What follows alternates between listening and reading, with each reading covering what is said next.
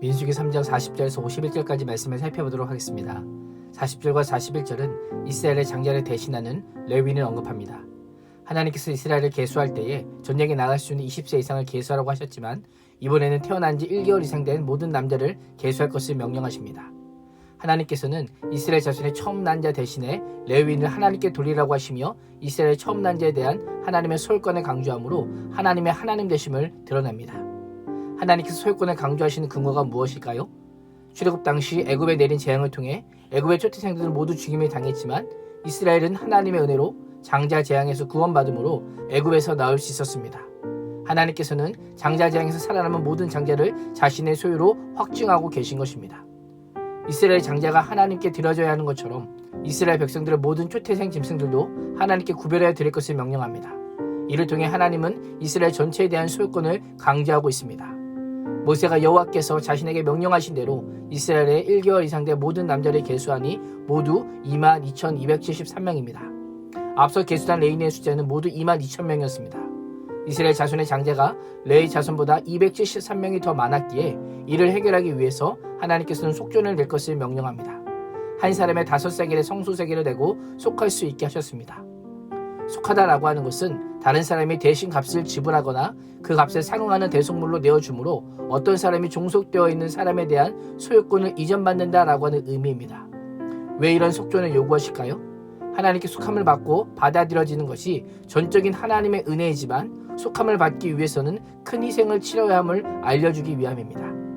속전으로 번역된 히브리어 단어는 덮음이라고 하는 뜻이 있습니다. 하나님께서 이스라엘 백성의 죄를 은혜의 날개로 덮으셔서 영원히 죽을 수밖에 없는 상태에서 영원한 생명으로 구원하여 주심에 감사하여 드리는 헌금이 속전입니다.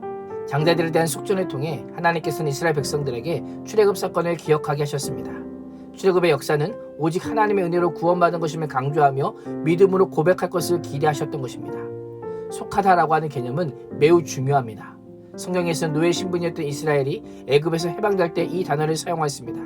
죽어 마땅한 죄는 용서하거나 아스로와 바벨론에 완전히 정복당하여 희망이 없는 것 같은 이스라엘이 하나님의 절대 주권으로 인해 회복될 것이라고 했을 때도 이 단어가 사용됐습니다.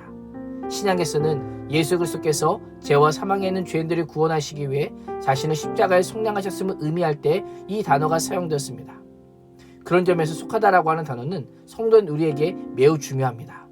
예수님께서 이 땅에 오신 이유를 가장 잘 보여주는 단어입니다. 이스라엘 백성들은 5세겔을 지불하고 자신의 목숨을 얻게 되었습니다. 그야말로 하나님의 은혜입니다. 우리 또한 이 은혜를 입은 자입니다.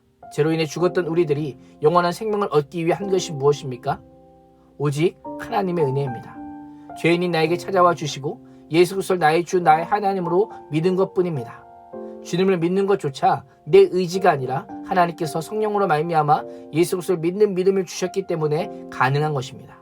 46절과 47절을 보면 이스라엘 자손의 처음 태어난 자가 레위인보다 273명이 더 많으므로 이스라엘 장자의 수대로 5세겔씩 받아서 총 1635세겔을 받습니다. 이를 통해 하나님께서 이스라엘을 구속하신 것은 큰 대가를 치른 이름을 가시적으로 보여주십니다. 예수님께서는 세상 죄를 지고 가는 하나님의 어린 양으로 이 땅에 오셨습니다. 우리를 대신하는 레위인이요 십자가에서 우리의 죄를 대속하기 위한 속전으로 이 땅에 오셨습니다. 구원은 은혜로 주시지만 우리가 얻은 구원은 결코 값싼 구원이 아닙니다. 대가 없이 생명을 얻을 수 없습니다. 예수님께서는 비교할 수 없는 값을 치르시고 우리를 사신 것입니다. 하나님의 독생자 예수 그리스도의 핏값이라고 하는 가장 비싼 값을 치르고 얻은 구원이요 결코 다른 것으로 대신할 수 없는 구원입니다. 죽음에서 노임받고 영생을 얻은 하나님의 자녀답게 하나님의 능력을 기억하고 찬양하는 삶을 살고 있습니까? 예배의 자리에서 구원하신 하나님의 은혜를 감사하고 있습니까? 우리의 인생은 전적으로 하나님의 것입니다. 크고 고귀한 예수 그리스도의 희생으로 얻은 생명을 오늘 하루 어떻게 사용하시겠습니까?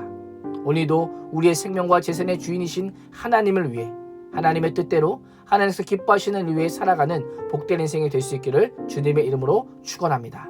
기도하겠습니다. 하나님, 예수 그리스도의 믿음으로 하나님의 자녀가 된 우리가 바로 레위인임을 고백합니다. 우리 모두 죄와 사망 가운데 내가 주인 되어 살았던 자아는 죽고 예수 그리스도의 핏값으로 새로운 생명을 얻은 자들입니다. 가장 비싼 대가를 치르고 얻은 구원임을 기억하며 하나님의 자녀답게 살아가는 자들이 되게 하여 주시옵소서. 예수님의 이름으로 기도합니다. 아멘.